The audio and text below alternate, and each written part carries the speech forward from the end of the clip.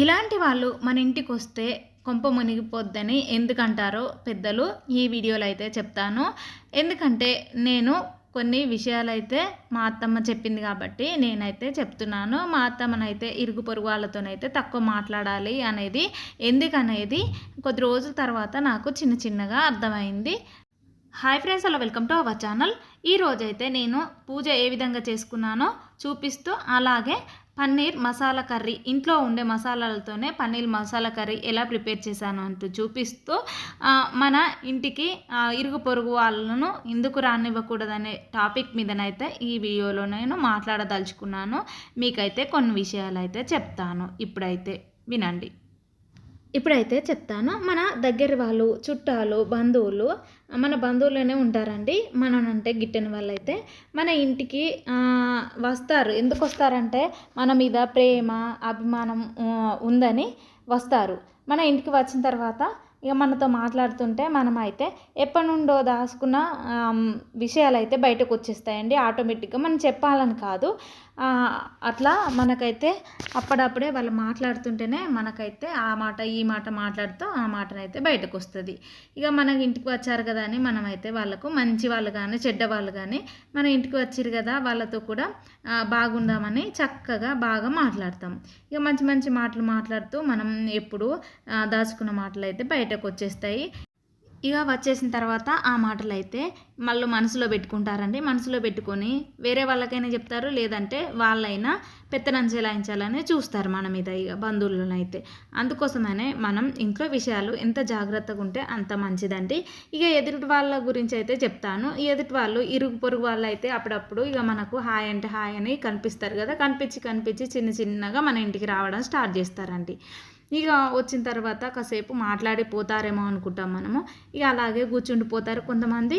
ఇక కూర్చుండిపోతే ఏమవుతుందండి, మనకైతే ఇక వాళ్ళు మంచిగా అబ్బా మంచోళ్ళు, చాలా మంచోళ్ళు, ఇక మన ఇంటికి వచ్చారు కదా మనతోని కొంచెం సేపు మాట్లాడతారు కదా అని మనం అనుకుంటాం. మనకు మంచి చెడులు చెప్తారు కదా అనిపిస్తుంది మనకు. అందులో పడి మనం వాళ్ళ మాయలో పడి మనం అన్నీ చెప్పుకుంటే పోతే రేపన్న రోజైతే ఇక మన ఇంటి మీదకే వచ్చేస్తాయండి అవన్నీ. వచ్చిన వాళ్ళైతే ఎంత ప్రేమగా మాట్లాడతారంటే, ఏ అబ్బా నువ్వైతే భలేగా పూజలు చేస్తావు, భలే బాగా చూసుకుంటావు, పిల్లలనైనా హస్బెండ్ అయినా మీ అత్తమామలనైనా బాగా చూసుకుంటావట కదా అని బెల్లం వెయ్యకనే బూర వంగిస్తారండి. అలాంటప్పుడైతే మనం ఆ మాటలను అయితే కొట్టి పడేసేయాలండి. ఏదోలే అబ్బా మీ అంత కాదు అని అన్నట్టుగా మనం మాట్లాడినాం అనుకోండి, అక్కడితోనే మనకు కట్ అయిపోద్దండి. లేదంటే మనకు రోజు రోజుకి ఏకుమేకై కూర్చుంటారండి. ఎందుకంటే చిన్నగా మన ఇంటికి వచ్చి ఈ వస్తువులు ఆ వస్తువులు చూసి ఇది ఎక్కడ కొన్నావు, అది ఎక్కడ కొన్నావు, ఇదెంత అదెంత అని అడుగుతారు. అడిగిన తర్వాత మీ సాలరీ ఎంత, మీ ఇన్కమ్ ఎంత, ఇదెంత అని అవన్నీ కనుక్కుంటారండి. మనం చిన్నగా మాట్లాడుకుంటూ పోతే మనం మెతకగా ఉంటే వాళ్ళైతే బుట్టలో వేసేసుకుంటారు. అలా వేసుకున్న తర్వాత ఇక ఆ రోజు అయిపోయింది కదా, మళ్ళీ తెల్లారి వస్తారు. మళ్ళీ తెల్లారి వచ్చి ఇంకా అన్నీ మీరు ఎక్కడ ప్రాపర్టీస్ ఉన్నాయి, ఎంత గోల్డ్ ఉంది, ఇవన్నీ అడుగుతారండి. మీరు ఎన్ని బట్టలు కొనుక్కుంటారు నెలకి, మీ ఏవేవి విషయాలన్నీ ఇంట్లో అన్నీ అడుగుతారండి. మీ అత్తమామ మీతో ఎట్లుంటారు, మీ పిల్లలు ఎట్లుంటారు అన్నీ అడిగిన తర్వాత మనకైతే ఇక రోజు రోజుకు మనం చెప్పుకుంటా పోయినాం కొద్దీ వాళ్ళకైతే అవి ఒక అస్త్రాల్లాగా మారిపోతాయండి. రానైతే మన ఇంటికి వచ్చిన వాళ్ళే మనను అడగడం స్టార్ట్ చేసిన వాళ్ళే మనకైతే ఇంకొకటి చెప్పడానికి ట్రై చేస్తారండి.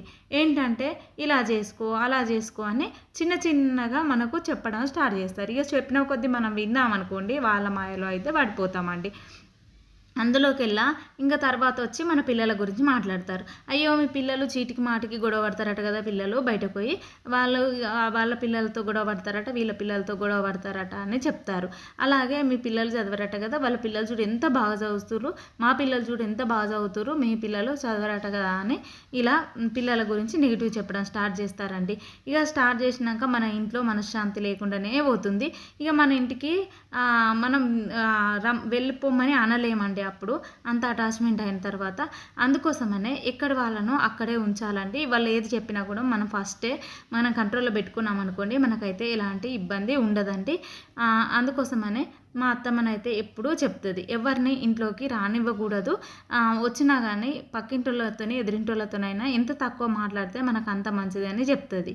ఎందుకంటే వాళ్ళకి అనుభవాలు జరుగుండొచ్చు, అందుకోసమనే ఆమె అట్లా చెప్తుందండి.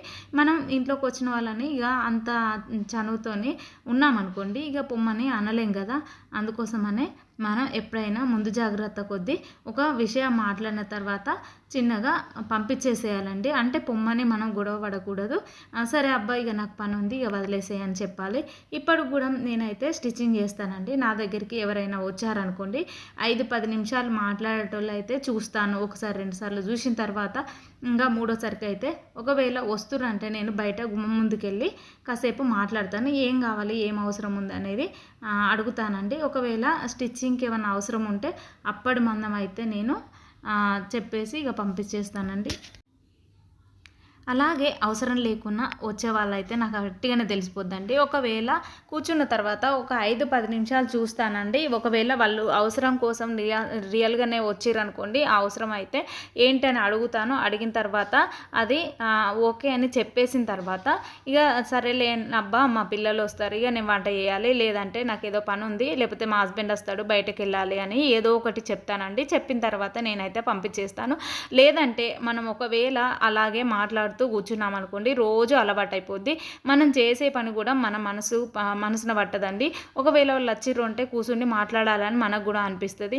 అందుకోసమనే మన పని వేస్ట్ అయిపోద్ది, మన టైం వేస్ట్ అయిపోద్ది. టైంకు మన పిల్లలకు ఏది అందించలేకపోతామండి. హస్బెండ్ కూడా ఏది అందించలేకపోతాము. ఒకవేళ వాళ్ళు వచ్చిర్రు కదా ఇక అని కూర్చుని మాట్లాడుతుంటే మన హస్బెండ్ వచ్చాడు అనుకోండి ఇంట్లో, ఒకవేళ అందరు మంచోళ్ళు ఉంటారని గ్యారంటీగా చెప్పలేమండి. ఎందుకంటే కొంతమంది మంచోళ్ళు ఉండొచ్చు, కొంతమంది చెడ్డోళ్ళు ఉండొచ్చు, అదైతే మనం చెప్పలేం కదా. ఒకవేళ అదే విధంగా మనం మాట్లాడుతూ కూర్చున్నట్టు అయితే ఇక మన హస్బెండ్ మీద కానీ ఒకవేళ కన్ను పడింది అనుకోండి, చివరికి అయితే మన బతుకైతే బస్ స్టాండ్ పాలవుతుందండి. అది మన బాల్కనీలోకి వచ్చిన వాళ్ళు చివరికైతే బెడ్రూమ్లోకి వచ్చే అవకాశాలు కూడా ఉంటాయండి. ఈ రోజుల్లో అయితే ఇలాంటివి చాలా జరుగుతున్నాయి. అందుకోసమనే పెద్దల మాట చద్దనం మూట అంటారు. పెద్దలు చెప్పింది కంపల్సరీ వినాలండి. అందుకోసమనే నేను ఎవరినైనా ఎంతలు ఉంచాలో అంతలనే ఉంచుతానండి. ఇంతటితో ఈ వీడియో కంప్లీట్ అయింది.